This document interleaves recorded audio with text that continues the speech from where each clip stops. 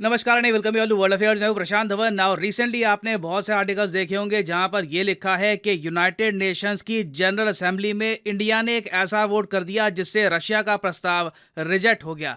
Now कुछ लोग यहां पर यह मान के बैठे हैं कि यूक्रेन के इशू को लेकर फाइनली इंडिया ने रशिया के अगेंस्ट वोट कर दिया है यूनाइटेड नेशंस में, जबकि रियलिटी ये नहीं है, ऐसा हुआ नहीं है। यहाँ पर इस वीडियो में बहुत ही ज़्यादा सरल भाषा में मैं आपको समझाऊंगा कि यूएन में क्या हुआ है और इंडिया की इन द फ्यूचर क्या स्ट्रैटेजी हो सकती है रिगार्डिंग रशिया यूक्रेन कॉन्फ्लिक्ट। ना सबसे पहले यहाँ पर जान लो कि इन सब आर्टिकल्स का मतलब क्या है, इंडिया ने कैसे रिजेक्ट किया है रशिया का प्रपोजल। ना जैसे कि आप सब लोग जानते हैं कि कुछ ही दिनों पहले रशिया ने यूक्रेन के 4 हिस्से एनेक्स कर लिए। ना सिर्फ अपनी सेना भेजकर ये हिस्से अपनी एडमिनिस्ट्रेशन में कर लिए, अब ये हिस्से रशिया के हिसाब से रशियन फेडरेशन का पार्ट है। ये लुहांस्क, दोनेस्क, उसके अलावा खिरोसान, ये सारे जो रीजन है they are now part of Russian Federation. Russia ने कहा कि हमने यहाँ पर वोटिंग कराई, वोटिंग में लोगों ने कहा कि हम बिल्कुल रशिया का पार्ट बनना चाहते हैं, तो रशिया ने ये सब हिस्सा कब्जा लिया।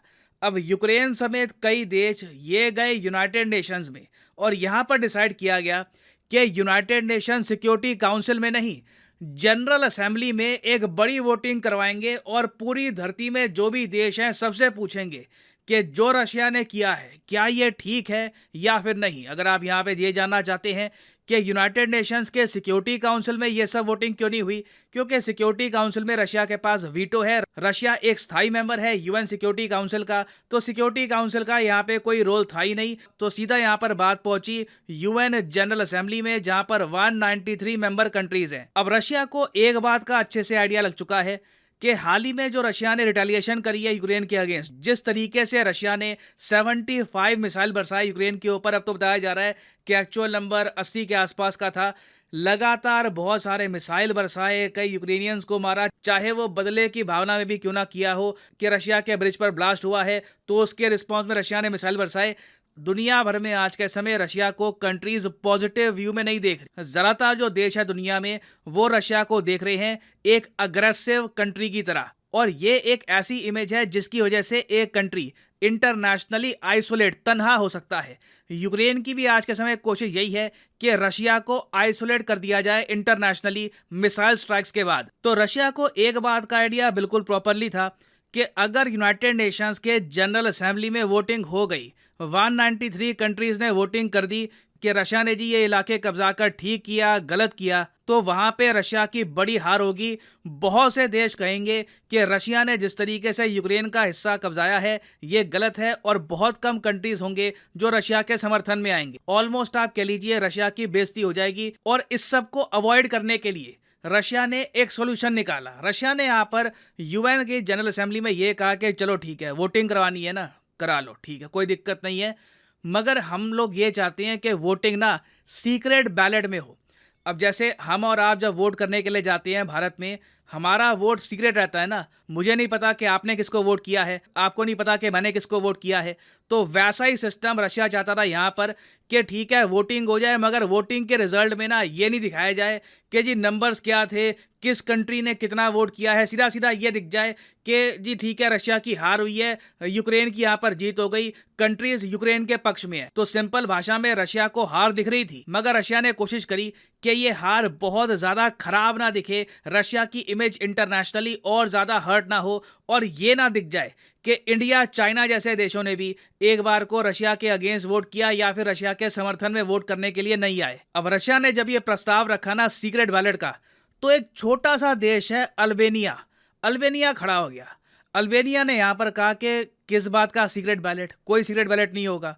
अल्बेनिया ने फिर अलग विषय पर वोटिंग करवा दी। अल्बेनिया ने सारी कंट्री से यह पूछा कि क्या आप रशिया के प्रस्ताव को एक्सेप्ट करते हैं कि वोटिंग होनी चाहिए सीक्रेट बैलेट के थ्रू। तो फिर इस बात पर वोटिंग हुई यूएन में कि अगली जो वोटिंग होगी उसके रिजल्ट सबको दिखाएं या फिर सीक्रेट रखें। और इस वोटिंग में हमने देखा है कि भारत ने रशिया के अगेंस्ट वोट किया है। जो रशिया का प्रपोजल था कि सब कुछ सीक्रेट रखो, दुनिया को बताने की जरूरत नहीं है कि यूक्रेन के रेजोल्यूशन में कौन हमारे समर्थन में वोट करेगा, कौन हमारे अगेंस्ट वोट करेगा, ये बात सीक्रेट रहे ना, ये रशिया का जो प्लान था ये फेल करने में इंडिया ने एक रोल निभाया है। अब हालांकि मैं ये कहूँगा इंडिया एक बार को रशिया के समर्थन में भी आ जाता ना, तब भी कुछ फायदा होता ना, क्योंकि 107 देश हैं जिन्होंने एक स्वर में ये कहा कोई सीक्रेट नहीं होगा, कोई चीज छुपाई नहीं जाएगी, सबके सामने दिखेगा कौन सा देश एब्सटेन करता है, कौन सा देश यूक्रेन के साथ है, कौन सा देश रशिया के साथ है।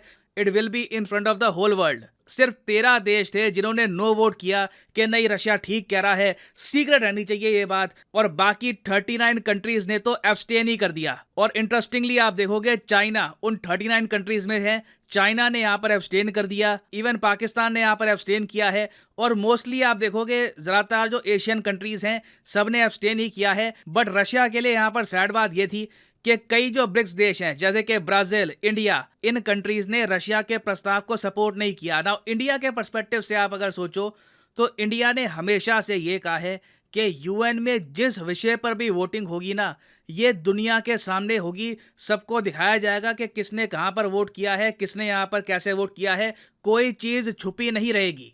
अब यहाँ पे आपका एक क्वेश्चन हो सकता है कि जो ये अभी वोटिंग हुई है कि अगली वोटिंग सीक्रेट हो या फिर ओपन हो, ये वोटिंग का आइडिया आया अल्बेनिया देश को। मगर अल्बेनिया ये प्रस्ताव क्यों रखेगा? अल्बेनिया रशिया का मित्र कंट्री नहीं है। तो यहाँ पे थोड़ा सा मैं क्लैरिफाई कर दूं ताकि आप लोग कंफ्यूज ना कर जाएं अर्मेनिया को अल्बेनिया से, ठीक है। यहाँ पर आप देख पाओगे ये अर्मेनिया देश है, जो काफ़ी बार आप सुनते हो ना अर्मेनिया अजरबैजान की जंग, ये यहाँ पे हो रही है। और अर्मेनिया बिल्कुल एक प्रो रशिया कंट्री है, दोनों कंट्रीज का एक डिफेंस पैक्ट है। अल्बेनिया ऑल टुगेदर एक डिफरेंट देश है जो ग्रीस के साथ में आपको मिलेगा। यहाँ पे आप देख पाओगे यूरोप में अर्मेनिया से कई हजारों किलोमीटर दूर ये आपको दिख जाएगा देश अल्बेनिया। एक बहुत ही छोटा सा देश है, सिर्फ 28 लाख की आबादी है, और अल्बेनिया एक नेटो मेंबर कंट्री है।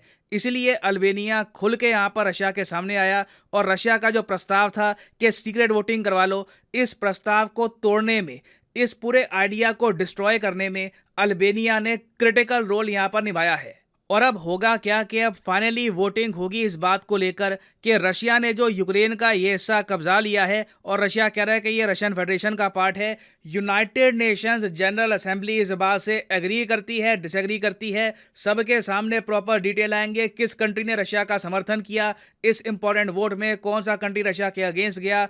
तो ये काफ़ी इंपॉर्टेंट है। मगर यहाँ पे आपका क्वेश्चन ये भी आएगा कि ये जो वोटिंग हो रही है इसका कुछ लीगल कुछ पावर है इसकी? मतलब मान लो कि कल ये वोटिंग हो जाती है, ठीक है, मान लो इंडिया ने रशिया के अगेंस्ट वोट कर दिया, ठीक है, तो क्या रशिया को ये हिस्सा छोड़ना पड़ेगा? टेक्निकली नहीं, यूएन सिंपली ये कह देगा कि हम लोग नहीं मानते कि ये हिस्सा रशिया का पार्ट है। मगर ग्राउंड रियलिटी कुछ और होगी।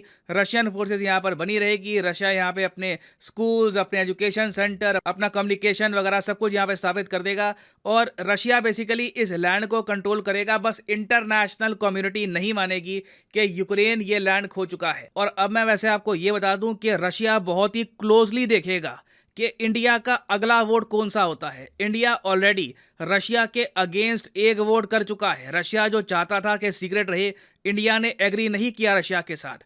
इसके बाद अगर इंडिया ये भी कह देता है कि जो हिस्सा यूक्रेन का रशिया ने कब्जाया है, इंडिया भी एग्री नहीं करता कि वो हिस्सा रशिया का पार्ट है, तब कहीं ना कहीं मैं कहूँगा रशिया नाराज़ हो सकता है इंडिया से, कुछ रिलेशंस में प्रॉब्लम आ सकती है। तो देखना होगा इवेंचुअली यहाँ पर होता क्या है। अभी के लिए मैं यहाँ पे आपसे क्वेश्चन पूछूंगा, जो इंडिया ने अभी निर्णय लिया है कि जी कुछ वोटिंग सीक्रेट नहीं होगी, सब कुछ ओपन होगा, क्या आप एग्री करते हैं इस बात को लेकर कि यूनाइटेड नेशंस जनरल असेंबली में जो भी वोटिंग हो रही है यहाँ पर सीक्रेट बैलेट का इस्तेमाल ना किया जाए, ओपन वोटिंग होनी चाहिए, हमेशा सबको पता होना चाहिए कि किस कंट्री ने किसके लिए वोट किया है? या फिर आप मानते हैं कि नहीं, रशिया ने सही बात यहाँ पर कही थी, कभी कभी आपको सीक्रेट बैलेट चाहिए होता है? लिखेगा इसके बारे में कमेंट सेक्शन में, मैं जेन्युइनली जानना चाहूंगा आपका ओपिनियन। और हाँ, फाइनली आप लोगों के लिए एक बहुत ही इंपॉर्टेंट मैसेज। यूजुअली आप देखोगे अनअकैडमी के कोर्सेज पर डिस्काउंट मिलता है 10%, ये डिस्काउंट सिर्फ कुछ ही दिनों के लिए 20% कर दिया गया है। अनअकैडमी की 20% सेल हो चुकी है एक्टिव। तो अनअकैडमी का कोई भी कोर्स आपको परचेज करना है, यूपीएससी, बैंक, नीट, आईआईटी, आप परचेज कर सकते हैं यह सारे कोर्सेज। सिंपली क्लिक करिए यहाँ पर इस लिंक पर, और यहाँ पे आपके सामने खुल जाएगा ये पेज। और फॉर एग्जांपल अगर मान लो आपको परचेज करना है यूपीएससी का कोर्स, तो सिंपली यहाँ पे आप परचेज कर सकते हैं यूपीएससी कोर्स। मगर जो यहाँ पे प्राइसेस लिखे हैं ना यहाँ पे कि 36 महीने का 2996 या फिर 24 महीने का कोर्स 3244 रुपीज़ पर मंथ, ये पे करने की जरूरत नहीं है। कोड डालिए PD10 और कुछ ही दिनों के लिए आज से लेकर 14 तारीख तक आपको फ्लैट 20% डिस्काउंट मिलेगा। The prices will fall a lot, you can save a lot of money in the coming few days. तो अगर आप लाइफ में एक बार प्रॉपरली एग्जाम्स के लिए प्रिपेयर करना चाहते हैं तो use the code PIRI10 and save money. So इसी नोट के साथ ये है वीडियो का अंत। Thank you for listening and as always God bless you all.